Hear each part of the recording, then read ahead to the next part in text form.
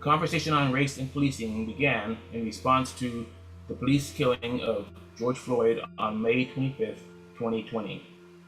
In this partnership between CSU San Bernardino and the Brennan Center for Justice, we hope to engage in ongoing discussions related to the history and current context of race, policing, and criminal justice with guests from diverse academic fields and backgrounds. Good afternoon, everybody. Thank you for joining us again on Conversation on Race and Policing. My name is Stan Futch, member of the Westside Action Group and a retired firefighter. I'd also like to recognize Mary Texera, uh, also Robbie Madrigal, Amber Bowden, uh, Matt Patino, and let's see, make sure I don't forget people. So I'm going to go down the list here. Mary Texera, Matt Polino, Jeremy Murray, Finn, our technical advisor, Mary Pamela Cross, Robbie Madrigal, and Michael German. So thank you all for joining us again for a race conversation on race and policing. And now I give it to Matt for the land acknowledgement. Thank you, Stan. We recognize that the campuses of California State University San Bernardino each sit on unceded indigenous ancestral homelands. For San Bernardino, the land of the Gabrielino peoples, Chemehuevi peoples, Serrano peoples, and the federally recognized land of the Yuhaviatam of San Manuel Nation. For Palm Desert, the land of the Cahuilla peoples, and the federally recognized land of the Agua Caliente Band of Cahuilla Indians. We recognize that every member of the CSUSB community has benefited and continues to benefit from the use and occupation of this land since the institution's founding in 1965. Consistent with our values of community and diversity, we are responsible for acknowledging and making the university's relationship with Indigenous peoples visible. By offering this land acknowledgement, we affirm Indigenous sovereignty and will work to hold California State University San Bernardino more accountable to the needs of American Indians and Indigenous people. I will now turn it over to my colleague, Amber Broden.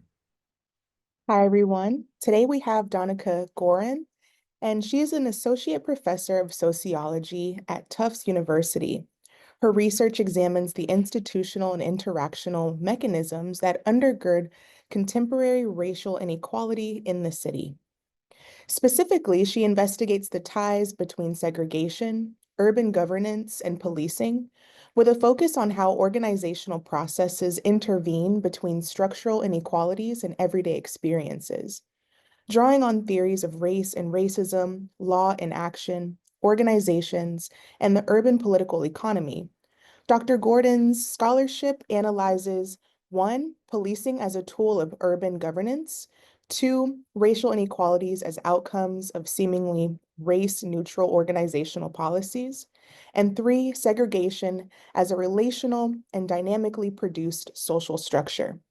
These themes are reflected in Dr. Gordon's first book, Policing the Racial Divide, Urban Growth Politics and the Remaking of Segregation, which was the 2023 winner of the Edwin H. Sutherland Book Award presented by the Law and Society of the Division of the Society for the Study of Social Problems. Thank you so much, Daanika, for being here today. Great. Thank you so much for joining us today. And thank you to the organizers for the invitation. It's a real honor to have the opportunity to participate in this Conversations on Race and Policing series, which is just such a incredible initiative. So thank you. Thank you again. I'll start with a brief overview of policing the racial divide, but I'm hoping that we can spend most of our time kind of in conversation today.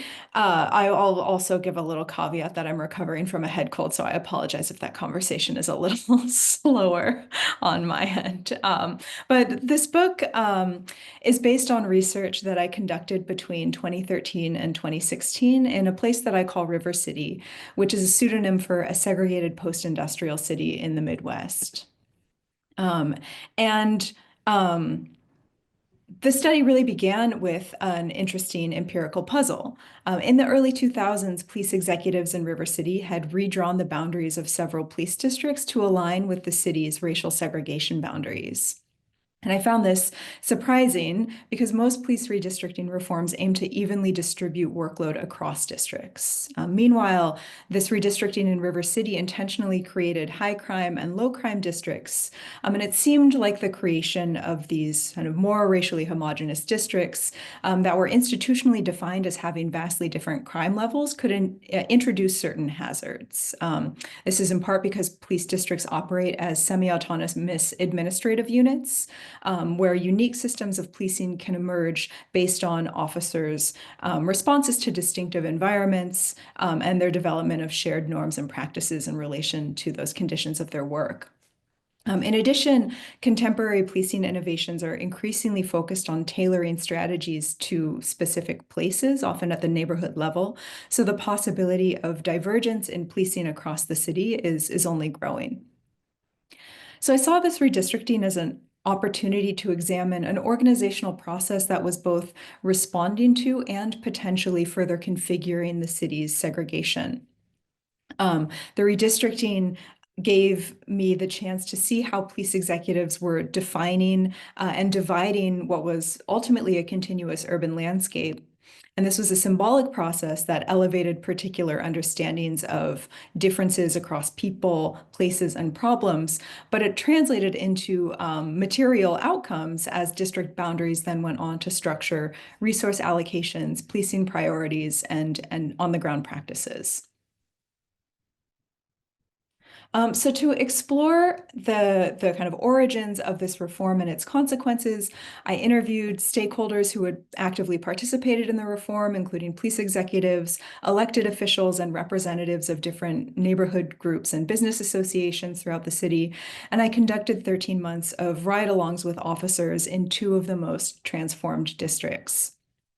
These included the East District, which was home to many middle-class and more affluent residential neighborhoods, the downtown of the city, and the campus of a university. It also happened to have the highest proportion of white residents of any district in the city. Meanwhile, the adjacent West District included some of the city's most impoverished neighborhoods, and it had the highest proportion of Black residents of any district. So for about a year, I rode along with officers as they responded to calls for service, attended community events, and engaged in special initiatives. And this ethnographic component of the project sought to capture the nature of routine work at the district level, with particular attention to how citywide policing priorities were shaping officers' daily activities and their understandings of the people and places that they encountered. And what I found as I shadowed officers across roles and shifts and sectors was that there were two very different modalities of policing unfolding at the district level. East District officers managed a comparatively light call volume. There were some shifts where I observed officers dispatched to a single call over an 8-hour period. When officers weren't responding to calls, they were engaged in preventive work, conducting traffic safety stops, checking on businesses, walking foot patrols through downtown corridors. In short, they were offering a visible presence and responsive service. And the work environment of the East District had really been designed to give officers the time and space to engage in this kind of work, to respond quickly and thoroughly to civilians' demands.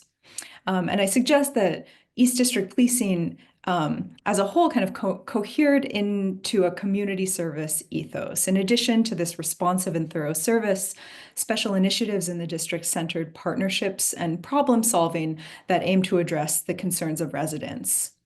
One example of this was a deployment in the downtown entertainment corridors that was really focused on building collaborative relationships with bar owners so that the police could proactively address nuisance and safety issues. Often this wasn't through the use of formal law enforcement tools. So in a lot of ways, activities in the East District represented a successful institutionalization of community-based policing and problem-oriented policing.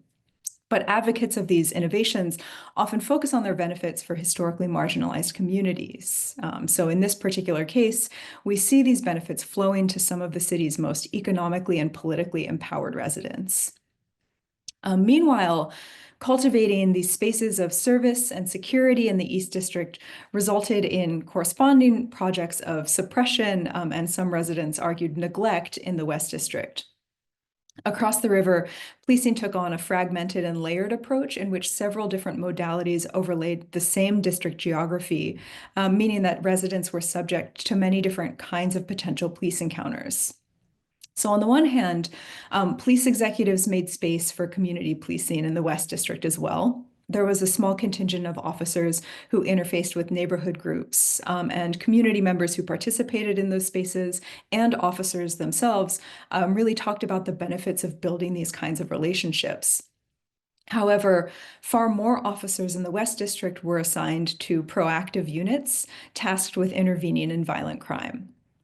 Their primary tactics involved investigatory traffic stops and pedestrian stops, tactics that are often at the heart of concerns around racial profiling and over-policing. Meanwhile, in terms of service provision, patrol officers navigated a very distinctly busy work environment with a comparatively high volume of calls. Officers felt that they had to triage amongst assignments, and residents of the West District described faltering police service. So these layered dynamics of crime control and faltering service provision, many saw as coming to amplify longstanding patterns of over-policing and underprotection in predominantly Black neighborhoods. Ultimately, divergent district-level practices augmented inequalities in service provision and social control across segregated neighborhoods. And I'll note, of course, that these findings, that policing really varies based on place and race, aren't new revelations. But part of what made this case so interesting was that these patterns were amplifying through police reforms that many saw as distinctly innovative and progressive. So how did this happen? As I reviewed public records and spoke with police executives and elected officials, a couple of important findings emerged. First, the redistricting and policing strategies in the aftermath of the reform were widely supported across the city. And this was because their formal logics were rooted in these popular innovations like community-based policing and problem-oriented policing. These strategies encourage the police to tailor their activities across space, recognizing that policing problems do vary across neighborhoods. So the redistricting redrew boundaries around coherent neighborhoods, coherent communities, supposedly to facilitate greater responsiveness to their distinctive local problems. And stakeholders across the city saw a value in this outward logic. But a second finding soon followed. I had assumed when I began this project that the risks of place-based policing would come from an emphasis on crime control in race-class subjugated communities, but this was not the primary narrative of the reform. Instead, in public presentations and in interviews, stakeholders essentially framed these communities as an afterthought. The focus was rather on improving police response in better off, predominantly white parts of the city that had been defined through the reform as low crime areas with primarily quality of life issues. One city council member described the imperative of keeping healthy areas healthy. And many stakeholders saw policing in white, middle-class communities and the city's downtown as really vital to the economic health of the city.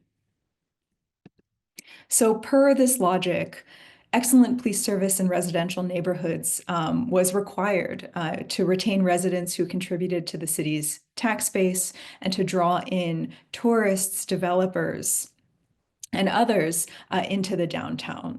So enhancing perceptions of safety in downtown areas, even though the downtown was already comparatively safe, was a kind of preeminent priority of River City's Urban Growth Coalition. Which for decades had been pursuing a strategy of triaging resources in efforts to recover from post-industrial decline. City officials leveraged the police in this project of uneven development, and police executives really actively embraced this role. As one told me in an interview, as you can see on the slide, they explained viable cities that are going to serve the needs of the poor have to have, he emphasized, have to have prosperous commercial districts and a middle class. You cannot serve the needs of your poor without that. And so our challenge is that we, the police, are the social agency of first resort for the poor. We're not going to do a good job if we lose our middle class or if our commercial corridors become a wasteland. So these were the findings that shaped the core argument of the book, which was that by aligning their organizational structures like police districts and their priorities with the goals of uneven urban growth, the River City Police Department contributed to the ongoing construction and maintenance of racially segregated space. Their activities focused on enhancing the security and value of the downtown, middle-class residential neighborhoods, and gentrifying spaces, while suppressing criminal and civic threats that were seen to originate in other parts of the city. And again, these inequalities that I found in River City are not surprising. They reflect a long history of the over-policing and under-protection of Black communities, alongside the work of the police to protect property and serve powerful interests. But I'll suggest that it's nevertheless important for us to understand the mechanisms through which spatially and racially unequal policing persists and can amplify.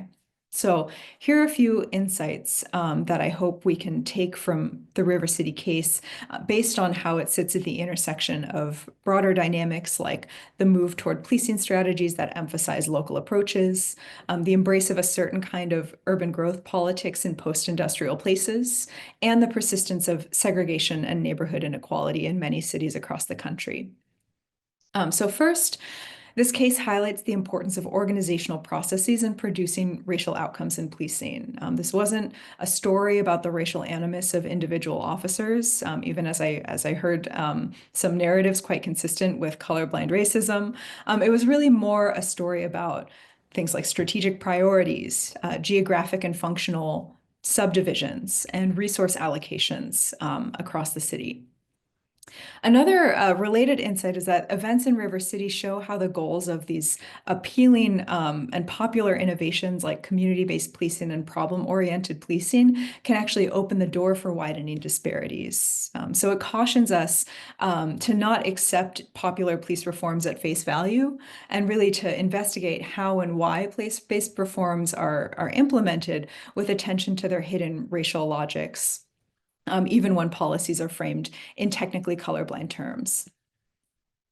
Second, I hope that this case centers underexplored ties between the policing of dominant places and marginalized ones. So sociologists have often studied and problematized the role of the police in Black, brown, and economically marginalized communities, but policing in these areas is forged in relation to policing in predominantly white and socioeconomically advantaged communities. So I saw instances like empowered residents demanding more officers for responsive police service raises the question of where those officers come from. If some people and places are being constructed by powerful stakeholders as criminal threats, there's something on the other side of that construct in need of protection.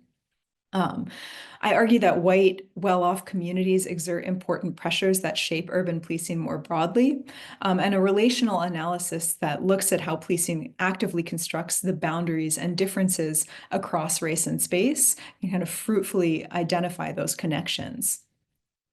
And then a third insight from this case stems from kind of looking across levels of social organization, connecting the macro, the meso, the micro, and then back up again. In this case, we see a police agency that was highly responsive to interests from the surrounding institutional field, like elected officials, business coalitions, politically and economically powerful residents, and others. Pressures from this field shaped the organizational priorities for the police in the form of the redistricting and in the strategic priorities at the district level that unfolded after.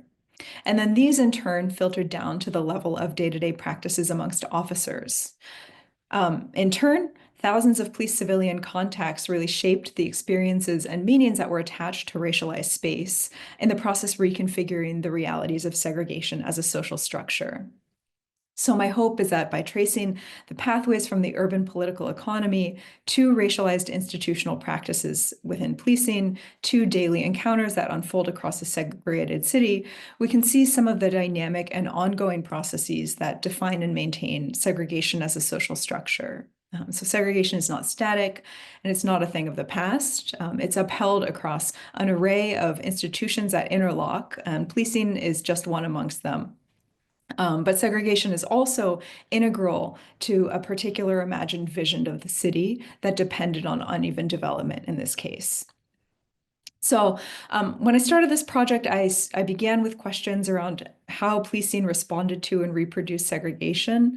And I saw how institutional logics were reinscribing distinctions that were rooted in anti-Black tropes and assumptions that linked whiteness and worth.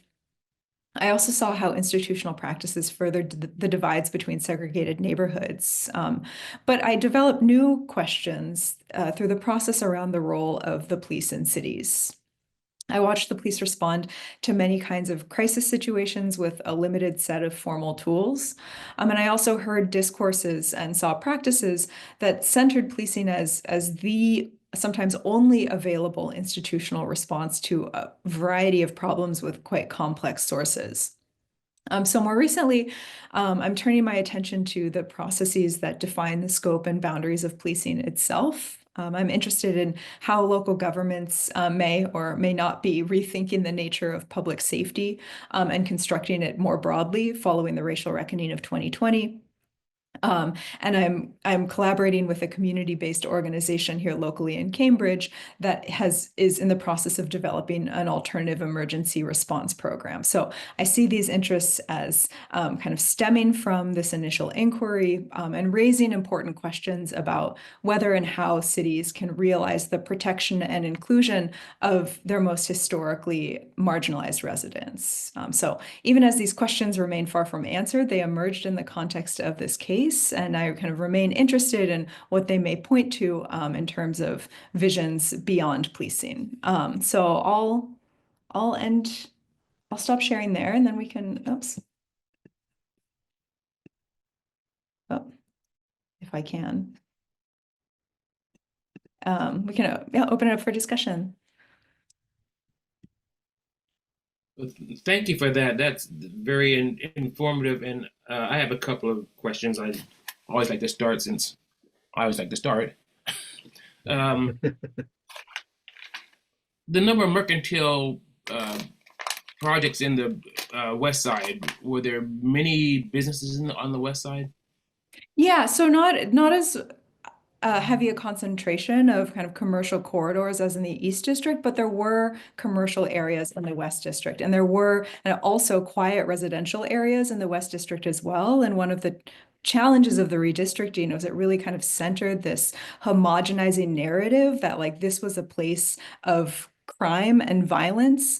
And in the process, it kind of diminished opportunities to engage with West District residents around developing their commercial areas in the same way that the downtown was really focused on developing commercial interest and on kind of serving residents of quieter neighborhoods. So even as commercial districts didn't concentrate in the West District as they did in the East District, there were still those areas. And as I talked to representatives from community groups on the West District, they would cite what they felt to be a relative lack of attention to economic development in their communities. And also the it seems like law enforcement is doing community policing in the downtown area and working with the different mercantiles there.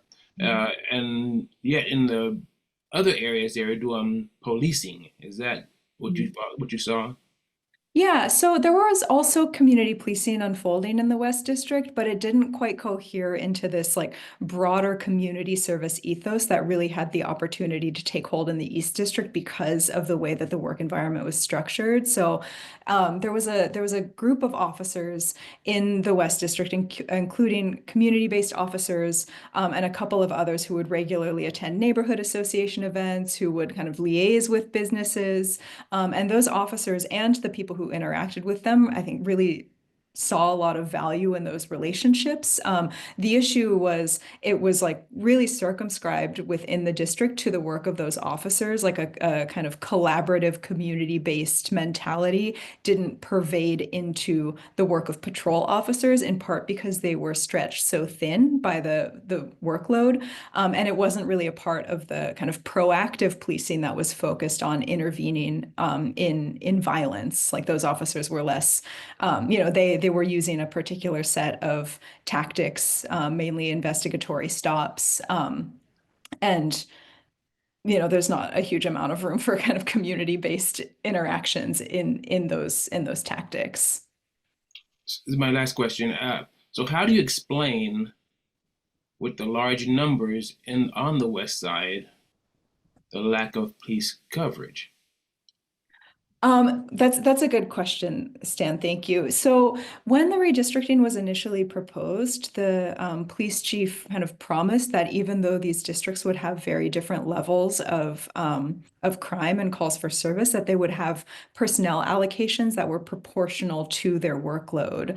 But then, over the course of the intervening years, I can't fully explain it, but I can point to several dynamics that seem salient. One was intra-district resource allocation. So the West District did have proportionally more officers than the East District, but some of those officers were devoted to the anti-violence units and doing that proactive work. And some of those officers were involved in the community policing unit. And so there were proportionally fewer patrol officers to respond to the volume of calls for service. There were also some kind of resource allocation dynamics across the city. So during the summer, there were these place-based deployments that would pull officers from districts into a different unit that could then be kind of dispatched to hotspots across the city.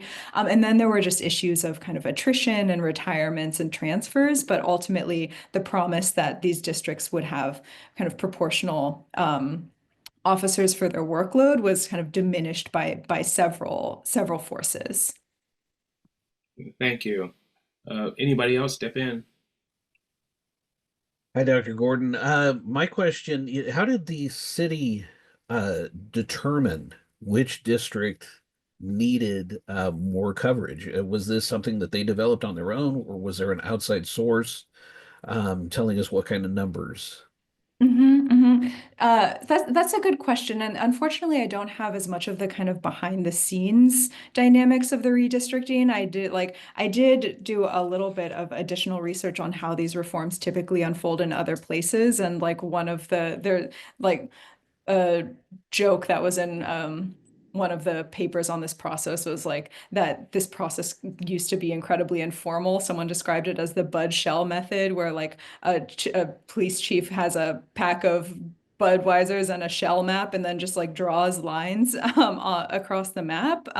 But there are formulas. Like this is often seen as a very like technocratic process, and I'm sure that there are metrics including crime and calls for service. Like when I was looking at redistricting reforms across other cities, there's a big emphasis often on workload balance measured in terms of right calls and often response times to calls. And so I would imagine that those things were kind of part of the behind the scene calculus. Unfolding in River City as well. But I saw more of kind of like the outward facing explanations, which was more generally about just like, proportional personnel allocations given workload. But it was also really about like, right, problem solving, like enabling district captains to make those intra-district decisions around their priorities and resource allocations to address issues that might be quite different depending on the district. So the chief of police in presenting the reform suggested that, prior there would be problems of garage break-ins and like gang violence, and then two districts would be trying to manage both of these problems. And so why not draw the line so that one can focus on garage burglaries and the other can focus on gang activity. So it was really kind of the more framed in terms of its relationship to these kind of local policing interventions.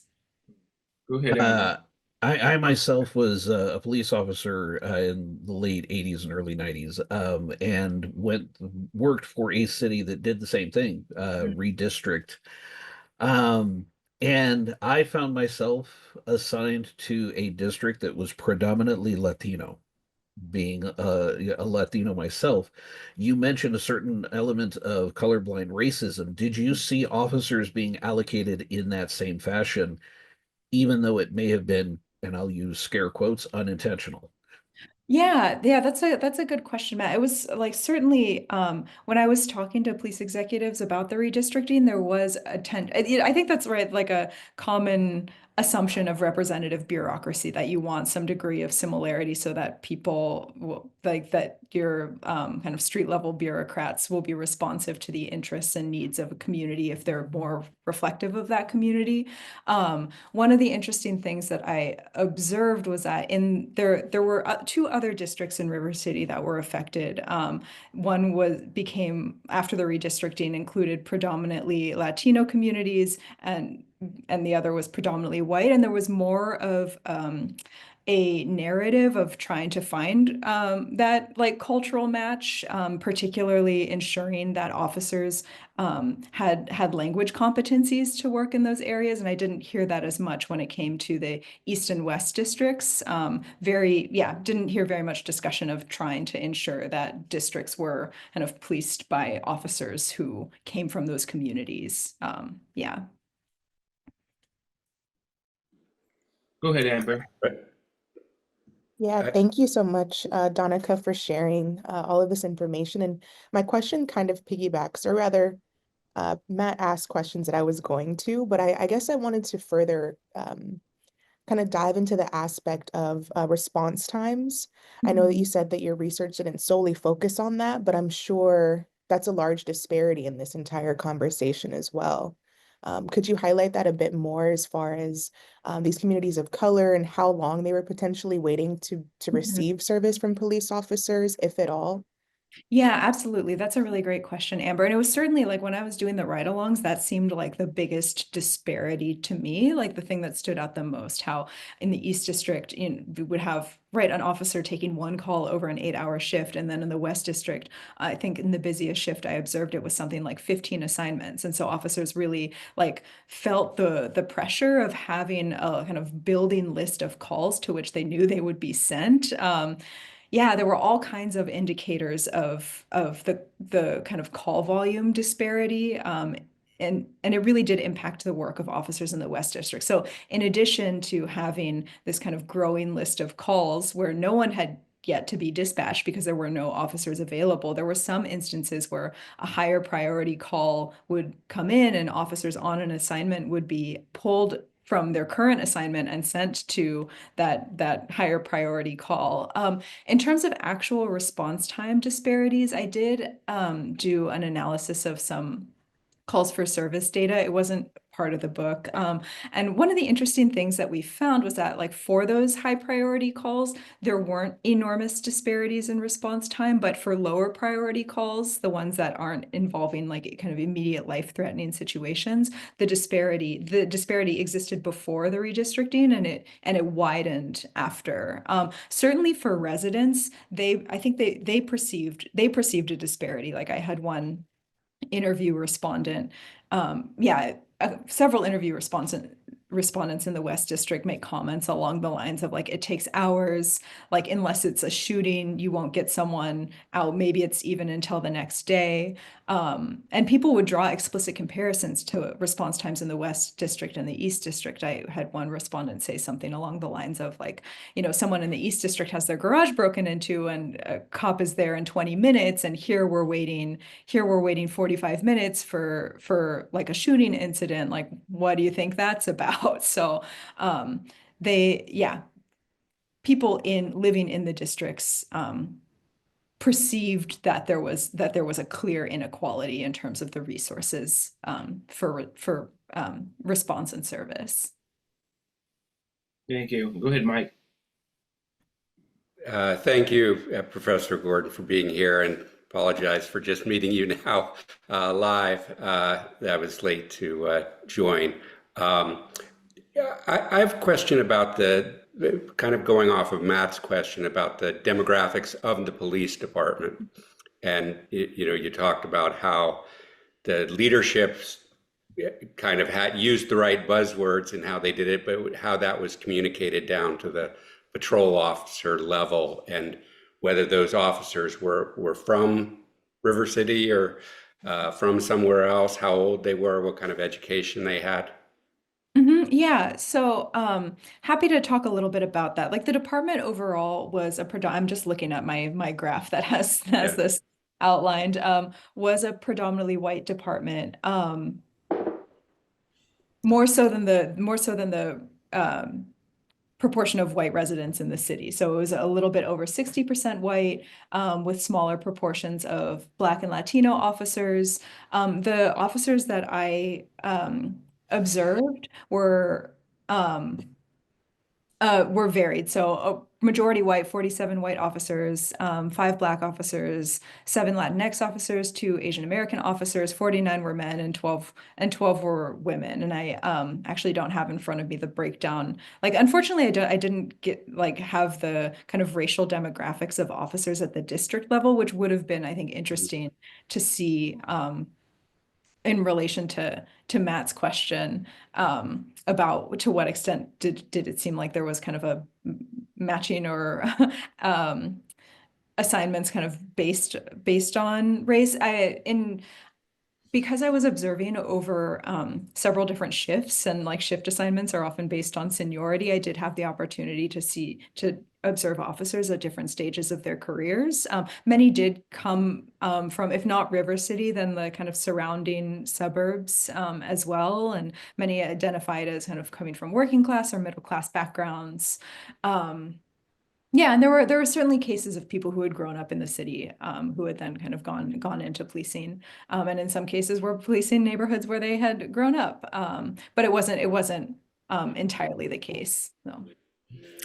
And I was formerly an FBI agent, so I know how much more local police are actually working hand in glove with federal, particularly around things you mentioned, gang Yeah. policing. Did you have interactions with people who were working on those task forces, or was that kind of separate from?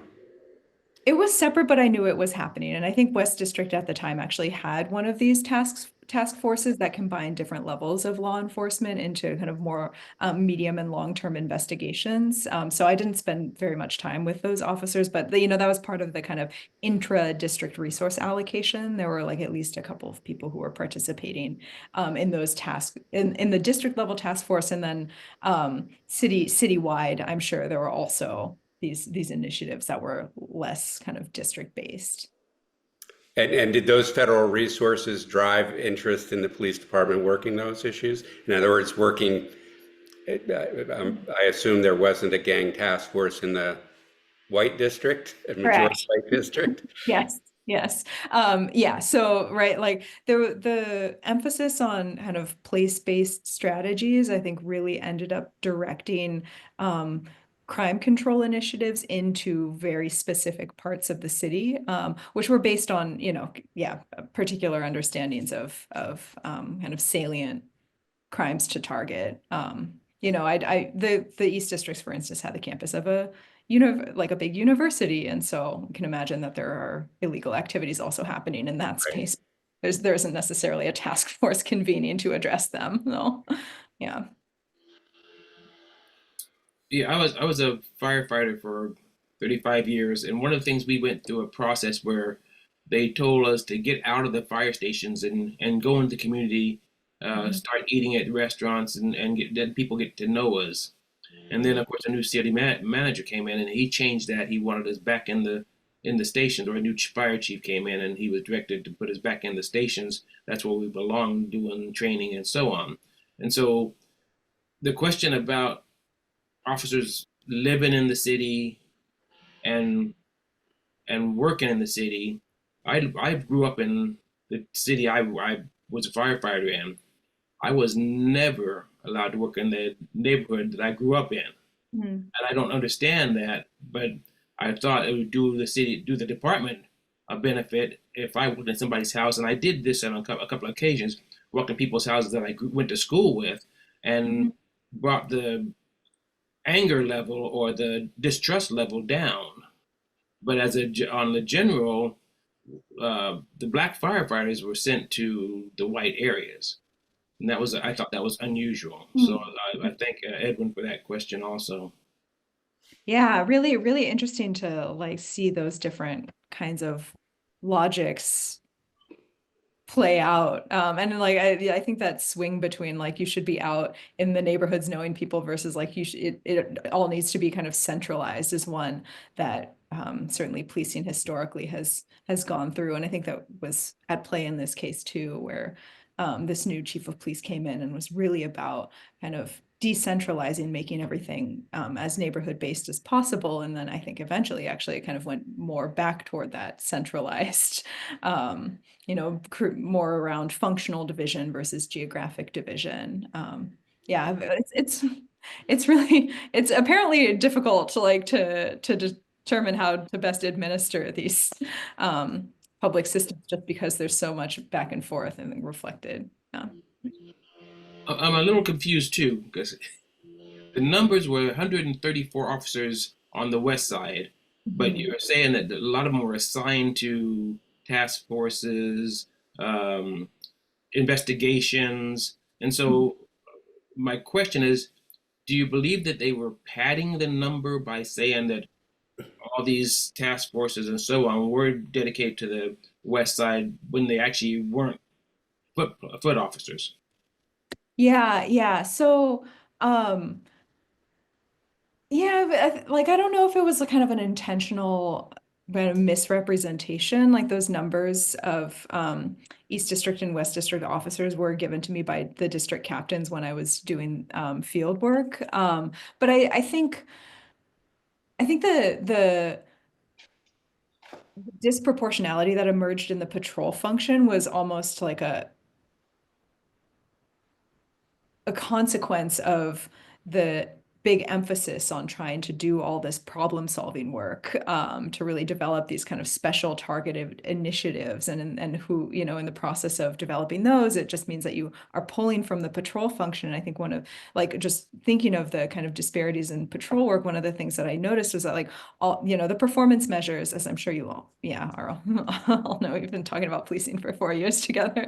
Performance measures are often around like crime control stuff, and they aren't really capturing the disparities that are emerging in response times potentially, or the workload volume challenges. And so one of the things that I suggest kind of toward the end is that like if the police are going to continue playing this very expansive like service providing function in cities, then those kinds of measures need to be accounted for to make sure that people have kind of equitable access to city services, like whether the police should be doing all of these things, responding to every mental health crisis, for instance, or all the kind of welfare checks and family disputes, I think is another question. So maybe it's less about how to kind of equitably allocate policing resources and more about how to equitably allocate public resources more generally, like some to policing and some to in other directions.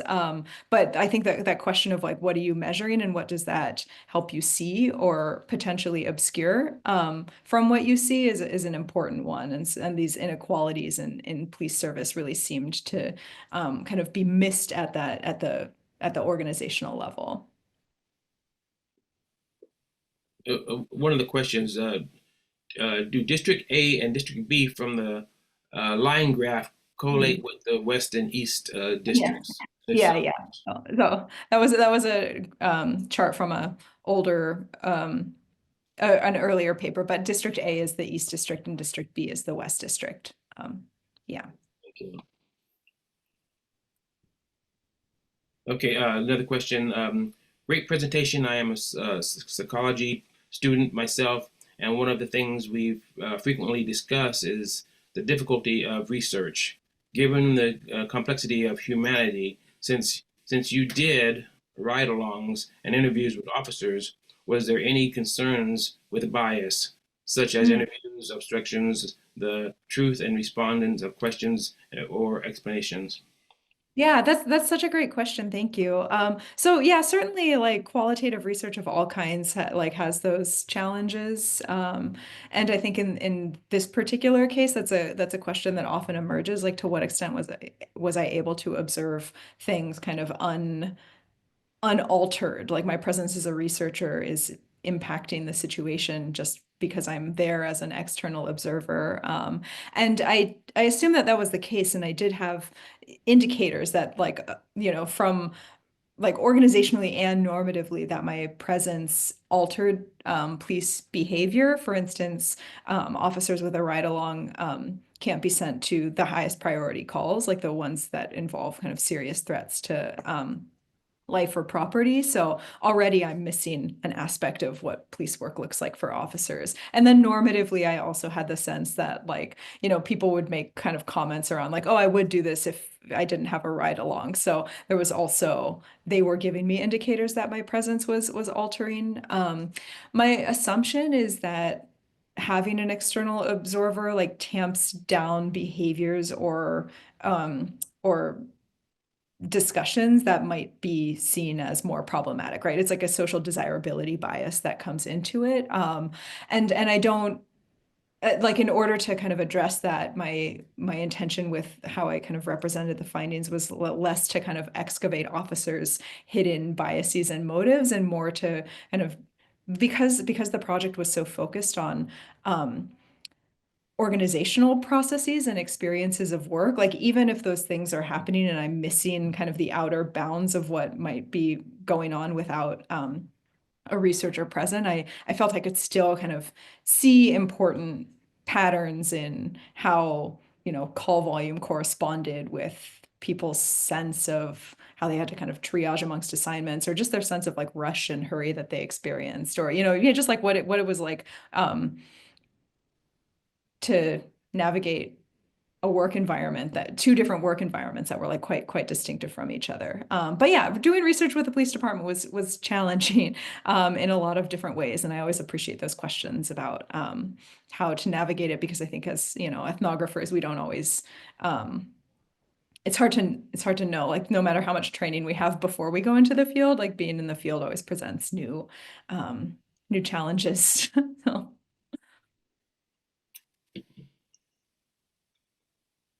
On a same question but a different way.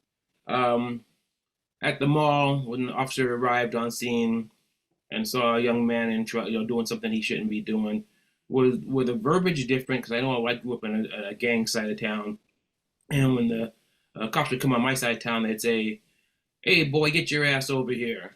Mhm. But on the white side of town, he'd say, "Hey, young man, come here, I want to talk to you." So did you see those differences? I did. And one of the interesting things was actually when officers would kind of narrate those differences. So I saw them enacted in certain cases, like the kind of command presence approach to a situation that's very much authoritative and sometimes involves swearing at people like that. But it was interesting, like I remember there was one moment where I was riding along with an officer in the East District who was describing how it kind of takes a different set of people skills to encounter residents that are just so kind of politically empowered and demanding. And so he made the distinction where he's like, a traffic stop here is like, may I see your license and registration? And a traffic stop on the west side is like, put your hands on the wheel. Like he was the one saying that like you can treat people differently and talk to people differently depending on your context. So that was interesting. Yeah, as officers kind of made those distinctions to me in describing their work. Go ahead, Mike. Did you get to observe training? And, I'd be interested in how some of these concepts are taken from the Yeah. leaders and instilled in the young officers that are going out to do their job, and particularly how it would be different from one, in other words, you were mentioning the officer who said they acted differently. Is that come out of the training or just out of their own experience? Yeah, that's a good question, Michael. So I didn't get to observe any training, but we have so many amazing books. And I think several people who have been a part of this series, Samantha Simon and Michael Sierra Arevalo's work that kind of really gets at those dynamics of police training that are right, focused on using violence, controlling violence, really commanding situations, perceiving and mitigating threats. In terms of the kind of softer people skills that officers felt they needed in the East District, to me that seemed more of like on the job socialization. Like you're kind of, if maybe in the academy or after, if someone thinks that you have those skills already, there's like a little bit of a selection effect where you go like that same officer, the one who was making those distinctions between you can talk to people in the West District this way and the East District this way. He felt that he had been assigned to the East District because a supervisor thought that he had those like kind of softer interactional, like he knows how to talk to people. So I don't know. Yeah, I don't know to what extent officers would be told in the training academy, like you're going to be encountering the city's like most like empowered and entitled residents here, so talk to them nicely. But certainly officers like would describe these moments where they like felt the entitlement of East District residents, and they often had strong reactions to it. On the one hand, where it's just like, oh, this person asked me to take my shoes off before I came into their home. But then on the other hand, there was also a little bit of a narrative where it's like, this is where the city's kind of deserving, contributing, tax-paying people live and work, and so they kind of deserve that level of service. Yeah. And that goes to one of the questions: as the aspect of the policeman's thought method can explain their lack of performance in the minority communities. Believe it is their high salaries that look at the average person as inferior. Did you, did you see that? I mean, I certainly heard officers complaining a lot about compensation. No, but there was an interesting narrative where the parts of the city that need the most policing resources, like some of the neighborhoods in the West District, are not contributing to the public coffers in ways that fund the police services, and so are therefore less deserving. And I have one officer put it in a way that was essentially like, we bend over backwards for the scrubbier side of town, and if we don't do it, no one else will. So that, yeah, it was not like, I think part of it was, yeah, that like people in the East District potentially deserve better service because their tax dollars fund the police department amongst all of the city services. And then on the other side, these kind of non-contributory areas, I don't know if officers would ever go so far as to say, therefore, I don't do my job and give them service. But there was a little bit of a narrative of like the public resources are being kind of unfairly used given who needs police and who calls on the police. And you did say there were some decent neighborhoods in the West Side, Yeah. and and I think when I hope they didn't generalize, because at the end of the year, those people are paying taxes also, and so Absolutely. they are contributing. And one of the things that I found when I was a young firefighter, it changed over the years because everyone got a talking to. But we'd go into a fancy house for a heart attack and do the process, and then at the end we clean up all of our mess, make sure the house was as immaculate as we found it. But we'd go to the poorer neighborhoods, and the guys would just put the person on the gurney and leave all the crap laying on the ground for the people that lived there to clean up. And I complained and other people complained, and so the policy did change. But that's the mentality of the job, and also, like she said, the wages you make. You think you're somebody special, and the job you have, you think you're somebody special. And I know police officers feel like they are. They have to feel like they're in power. And so, did you see a lot of that? Yeah, so it was interesting, Stan, I think to your point that like officers in the West District had, I think, much more kind of nuanced differentiations around types of places than officers outside of the district who thought of the district. So they knew that, like, I was on a ride along with a couple of patrol officers who drove into one of those quiet residential neighborhoods, and they were like, we like to patrol around here because residents like to see the police, and we want, you know, they had that same kind of, these are deserving people. But the issue is the opportunity to do those kind of preventive patrols through quiet neighborhoods was more limited in the West District because the call volume was so high. So, like, you know, in the East District, you can patrol a neighborhood for 7 hours. But in the West District, you might have 15 minutes before another call comes through. So it was interesting to see those distinctions, but they still kind of like were rooted in that understanding that, like, some people are deserving and other people are less deserving, even as West District officers, I think, had more kind of geographically precise understandings of, like, what was a you know, a nice quiet neighborhood versus what was a garbage area. Though sometimes people would say things like there was also just like this deep kind of generalizing narrative where people would say it's all garbage in reference to the West District, and sometimes that came from officers in the district themselves, but sometimes it came from, you know, it's like more an external perception of the district. Yeah. Thank you. Well, thank you for joining us. Did I miss any questions? I think I had one in, let's see, in our Revolutionary Idea class, we're learning about Detroit activist Grace Lee Boggs. I think I recall you mentioning the relevance of your work and positional cities. Does that apply to cities like Detroit? Have you ever done any work in your book in Detroit?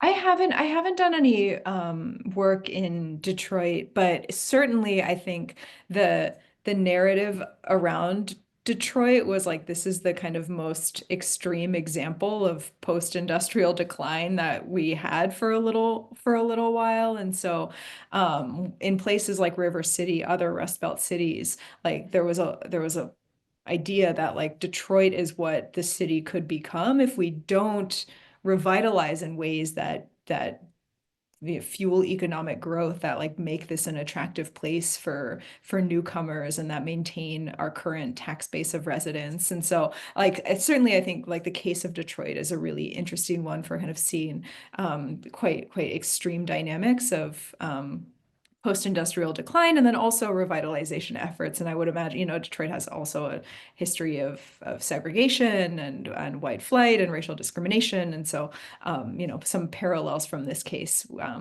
might be relevant in that case as well. Mhm.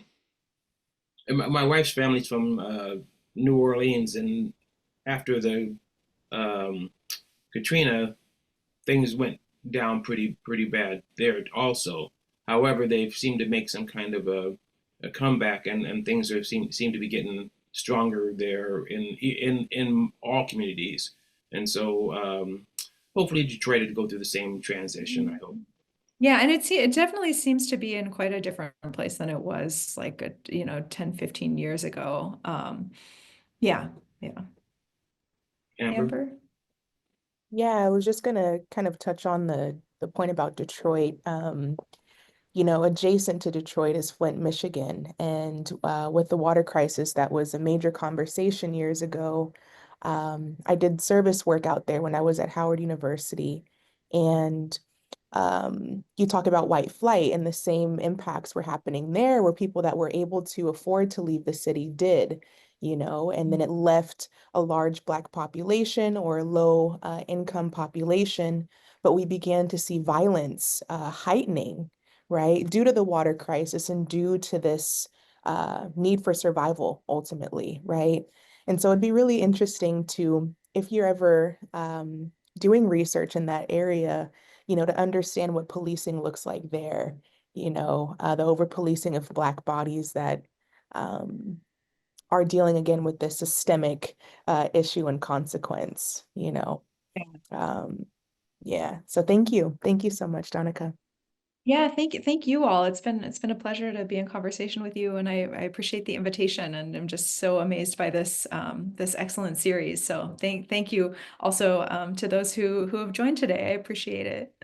Thank you. Thank you so much for coming, and hopefully we'll see you again All right, thank you, everyone. after your next book. Thank you. Conversation on Race and Policing has been supported by funding from the California State University, San Bernardino College of Social and Behavioral Sciences, Fall Library, and the Diversity, Equity, and Inclusion Committee. Finn Lee is our technical consultant. Pamela Crossan provides administrative support, and Alan Yorba provides communication support. There's more information in the show notes, and please join us online at csusb.edu/CORP for upcoming programming, and find our catalog of over 100 past events with guests like Robin D.G. Kelly, Jamal Bowman, and Dorothy Roberts, and many more.